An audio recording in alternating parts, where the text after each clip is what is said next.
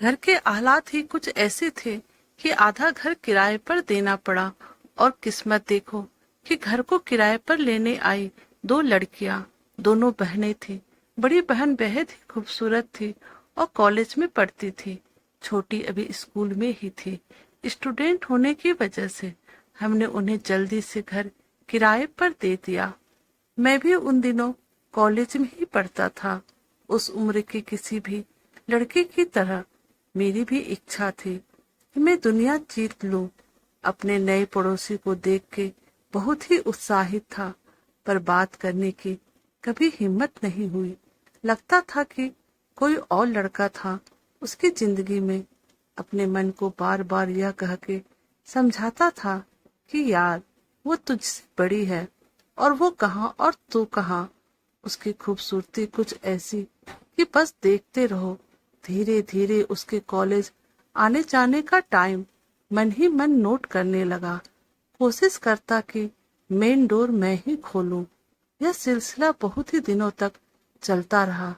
अब तक उसने भी नोटिस करना शुरू कर दिया था कि मैं उसे हर रोज देखता हूँ। पर कभी ज्यादा।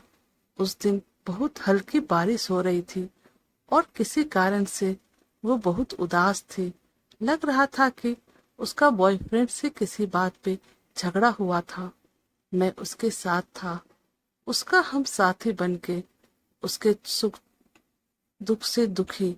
न जाने कब यह हुआ, बस तो बात करते करते रो पड़ी। उसको इस हाल में देखना मेरे लिए बहुत कठिन था। वो मेरे कंधे पर सर रख के रोने लगे। मैंने भी उसे प्यार से अपनी बाहों में ले लिया। ना जाने वो कब तक रोई और कब चुप हुई, पर मैंने उसे अपने आगोश से बाहर नहीं होने दिया। और कितनी बार कहता रहा, आई रियली लव यू। यह सिलसिला कई दिनों तक चलता रहा।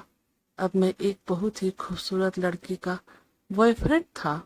जिंदगी कितनी हसीन लग रही थी। चाहता था कि सारी दुनिया को बताऊं कि आई एम इन लव। उसका भी इंटरेस्ट मुझ में बढ़ने लगा।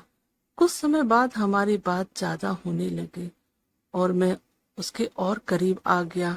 घंटों उससे बात होते रहती और अब मुझे उससे उसके बॉयफ्रेंड के बारे में भी सुनना बुरा नहीं लगता था।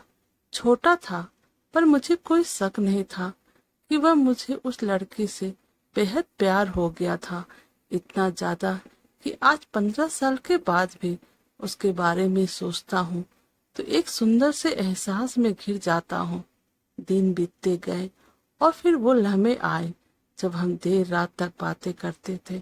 अगस्त की एक रात हम छत पर साथ बैठे थे। हम लोग और भी करीब आ रहे थे। मेरी दुनिया में अब सिर्फ वो ही थी। मेरी जिंदगी अब उसके बिना बेमानी थी। उसके साथ सारी जिंदगी बिताना ही मेरा सपना बन गया था। एक दिन मेरे घर वाले शादी अटेंड करने शहर से बाहर गए। हम दोनों जानते थे कि उस रात हम जरूर मिलेंगे। फिर रात हुई। देर रात को वो चुपके चुपके मेरे कमरे में आई।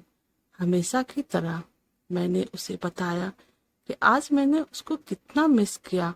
उस वक्त हम दोनों बिल्कुल अकेले थे। हम दोनों ही चाहते थे कि हम एक दूसरे में समा जाएं। अब और इंतजार करना मुश्किल था। हम दोनों एक दूसरे की बाहों में लिपट चुके थे। हमें अलग करना अब संभव नहीं था।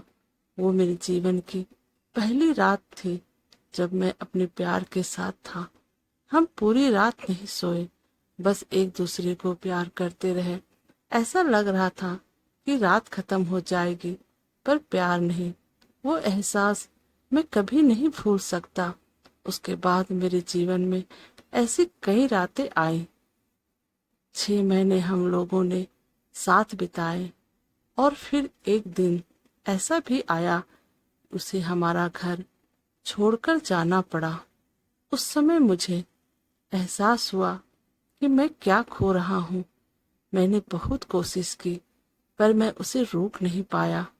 उसके बाद हम कभी नहीं मिले।